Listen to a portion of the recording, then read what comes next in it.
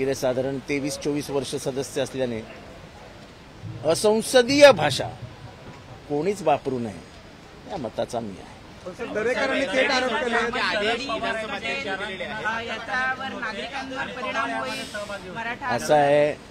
असं आहे की सध्याच्या मॉडर्न टेक्नॉलॉजीमध्ये कोणी कोणाला फोन केले हे रश्मी शुक्ला यांना सांगावं तुम्ही, कारण का ते एक्सपर्ट आहेत त्याच्यात, आणि फोन नंबर बाहेर काढावेत. आमचं आव्हान आहे. कसं आहे की महाराष्ट्राच्या राजकारणामध्ये शरद पवारांचं नाव घेतलं की झालं हेडलाईन. तुम्ही आज दिवसभर तेच चालवणार. दरेकरांचा आरोप सिद्ध करा ना. असं गोपीनाथ मुंडे अनेक वेळा आरोप करून सत्तेत आले. पुरावा काय दिला नंतर? 1% पुरावा देऊ शकले नाही. राजकारणात खळबळजनक वृत्त येईल अशी भाष्य करायची आणि त्याचा वापर निवडणुकीसाठी करायचा. निवडणुकीसाठी ना जनता लक्षात ठेवते ना राजकारणी लक्षात ठेवतात. हे दुर्दैव आहे. अत्यंत जबाबदारीने बोललं पाहिजे. आरोप करताना अत्यंत जबाबदारीने केला पाहिजे. जरांगेंच्या पाटलांच्या बाजूला कोण बसायचं? बंद खोलीत चर्चा कोण करायचं? हे काय आम्हाला माहित नाही, पण ते सरकारचं काम होतं. सरकारने केलं ते सरकारनेच भोगावं बघावं. आम्हाला काही घेणं देणं नाही त्याच्यात. आणि राजेश टोपे किंवा कोणी असतील येऊ द्या ना, सगळं समोर येऊ द्या ना. आम्ही घाबरत नाही ना. जे कर नाही त्याला डर कशाला हो? हे सगळं तू रडल्यासारखं कर, मी मारल्यासारखं करीन, मग आरडाओरड कर, मग मी बसलेलो असीन, मग वरनं एक आदेश येईल. आम्ही पण सत्तेत होतो. आम्हालाही माहिती आहे अध्यक्षाला सकाळी काय फिडिंग करण्यात येतं. तेव्हा हे सगळं एखाद्या नवख्या माणसाला महाराष्ट्रामध्ये जेव्हा तुम्ही दाखवत असाल तेव्हा खरंच वाटत असेल काय गांभीर्याने चालू आहे. हे सगळं ठरलेलं असतं. सकाळी कोणी ओरडायचं, कोणी बोलायचं, कसं बोलायचं, मग अध्यक्षांनी कसं बंद पाडायचं सभागृह, मग त्याच्यानंतर अध्यक्षांनी काय येऊन बोलायचं, हे सगळा स्टेज मॅनेज शो होता. त्यामुळे याच्याबद्दल फार गांभीर्याने काही घेण्याची मला तरी गरज वाटत नाही. सगळा कट रचण्यात आला असा एक महत्वाचा आणि गंभीर आरोप केला जातो. हे एकंदर मराठा आणि ओबीसी यांचं आंदोलन जे आहे त्याच्यातनं आपल्याला या दोन्ही जातींमध्ये तेढ निर्माण करून ह्याच्यामध्ये आपल्याला फायदा कसा घेता येईल याचा राजकीय विचार केला. आणि मी माझ्यासारखा एक ओबीसी समाजाचा माणूस हा विचार करत होतो की गेले अनेक वर्ष बालाबलुतेदार एकत्र राहिलेत, ह्यांच्यामध्ये दुफळी माजवणं हे म्हणजे महाराष्ट्राचा घात करण्यासारखं आहे. मला आयुष्यात खूप चांगले विषय आणि खूप चांगली माणसं ओळखतात. ऐका ना, पण राजेश टोपेंच्या कारखान्यामध्ये हा सगळा कट जरांगेने रचला. मला माझ्या अंदाजाने राजेश टोपेंची जी शुगर फॅक्टरी आहे त्याच्यात कुठेतरी एका क्वार्टरमध्ये गेले अनेक वर्ष जरांगे राहतात असं माहिती आता मला मिळाली. मला खरंच सांगतो जरांगेंच्या बद्दल 1% माहिती नाही. जरांगे पाटील यांचा बोलवता सरकारच आहे, सरकारची चूक आहे असं मला हे मला काहीच बोलायचं नाही. पण आता या मागणीनंतर कुठेतरी पुन्हा एकदा तेढ निर्माण होईल. मराठा समाज या चौकशीत असं आहे की मला पहिली गोष्ट हीच सांगायची आजही मराठा समाजाला की तुमच्या इथे गुळ लावला गेला आणि जो गुळ लावणारे होते ते फक्त गुळ मिळणारच नव्हता. संसदेच्या मान्यतेशिवाय तुम्हाला आरक्षण मिळणारच नव्हतं. पण तुम्हाला हे येऊन सांगायचे देतो देतो देतो. त्यांच्याच हातातच नाही तर देणार कुठनं? जे 10% आरक्षण दिलेलं आहे ते 10% आरक्षण मला त्याच्याबद्दलही काय बोलायचं नाही. सरकार आहे, सरकार फार मायबाप सरकार असतं. काय करतील बघूया आता. असा प्रश्न उपस्थित होतो, जरांगे पाटील यांच्या वक्तव्याचं समर्थन मुळात नाहीच आहे, पण त्यांनी केल्यानंतर असंसदीय भाषा आणि राजकारणाच्या तोंडून जेव्हा शिभाषा मी आता जेव्हा भाषण ऐकत होतो की ते लोकांच्या आई बहिणी काढतात वगैरे वगैरे वगैरे, गेले 15 दिवसामध्ये घोडा लावीन इथपासनं गाढवं लावीन इथपासनं सगळ्या भाषा झाल्या. त्याच्याबद्दल कोणीच बोलायला तयार नाही.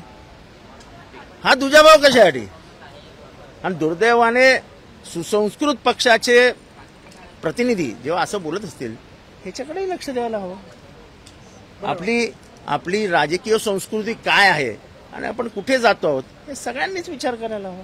प्रकाश आंबेडकर असं 6 म्हणाले महिन्यापूर्वी कोणालाही माहीत नसणारा जरांगे आता शरद पवारांचा बाप झाला, असं एक वक्तव्य जे आहे ते प्रकाश आंबेडकरांनी केलंय. तुम्ही कसं पाहता त्यात?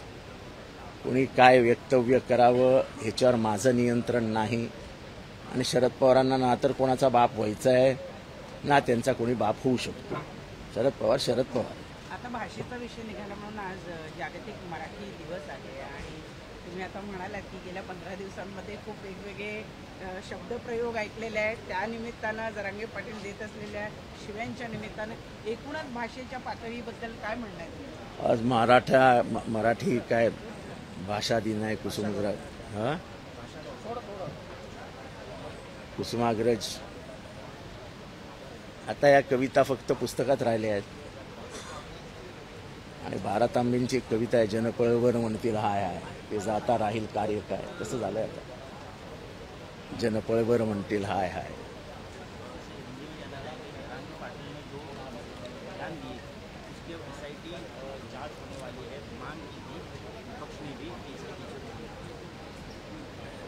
जरूर सरकार ने उसको ढूंढना चाहिए.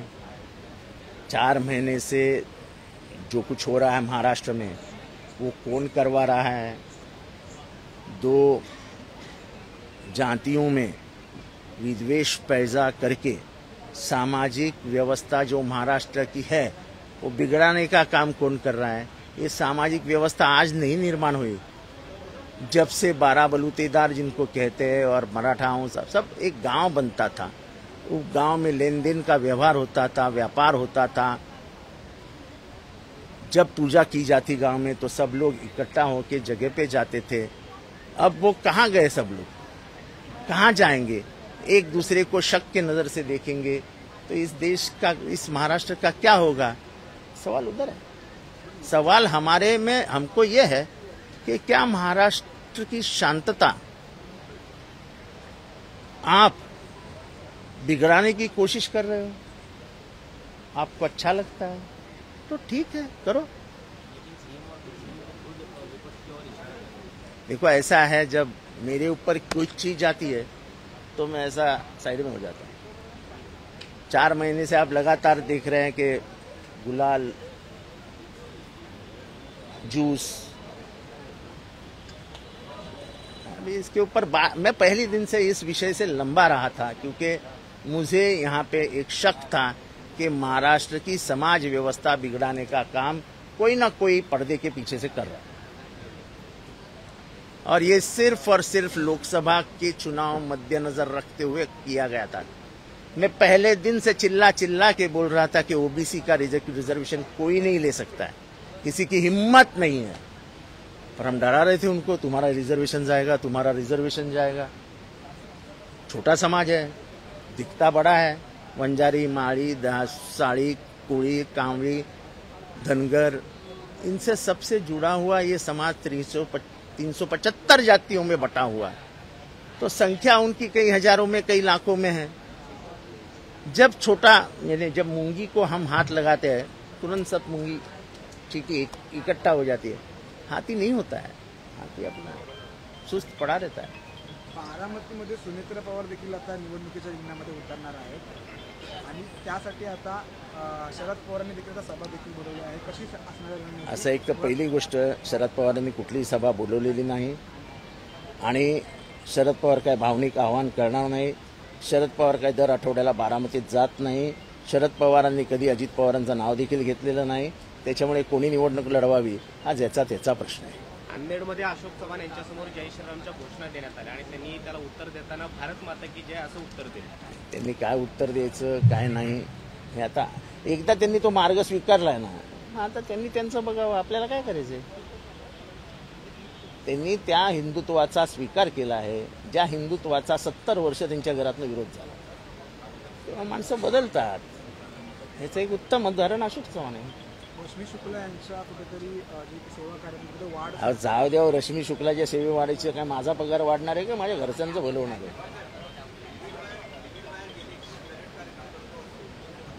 काय.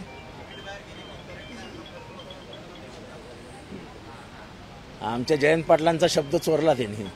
करेक्ट कार्यक्रम हा शब्द जयंत पाटलांच्या नावावर आहे, नावावर. पण ठीक आहे, तर त्यांना कुणाचा कार्यक्रम करायचा असेल तर ही इज मोस्ट वेलकम. माणसं निवडताना अशी परत कधी चूक करू नये मुख्यमंत्र्यांनी, एवढंच माझं सांगणं असेल. हा अहो, ते नियोजन मंत्री आहेत, अर्थमंत्री आहेत, तेच सादर करणार ना. आणि त्यांनी सांगितलंय की गावचा विकास करायचा असेल तर सत्तेशिवाय काही पर्याय नाही. मग मी कोणाबरोबरही जाऊ शकतो सत्तेसाठी, असं त्यांनी स्वतः कबूल केलं ना. की माझं नेतृत्व हे अपघाताने निर्माण झालं. महाराष्ट्रातला एका युवकाची गरज होती त्या काळात, आणि माझं नेतृत्व बाहेर आलं. काँग्रेसमध्ये सतरंजा आणि पोस्टर लावणारे अनेक तरुण होते, त्यांचा अपघात नाही झाला हो. माझा कधी अपघात नाही झाला, तो त्यांच्याच नशिबी आला आणि ते मुख्यमंत्री 4 वेळा झाले. विचारधारा वगैरे बाजूला ठेवायची. ते म्हणाले सत्तेत असलं पाहिजे, म्हणजे सत्तेसाठी वाटेल ते. हा एवढा थोडकाच त्यांचा भूमिका आहे. त्यांच्या भूमिकेचा अर्थ एवढाच की सत्तेपुढे शहाणपण नाही. तेव्हा मी बोलताना सांगितलं की जे त्यांचे मित्र आहेत आजचे नेते देवेंद्र फडणवीस साहेब हे अनेक वर्ष विरोधी पक्षात होते, अनेक वर्ष. त्यांची भूमिका त्यांनी कधीच सोडली नाही.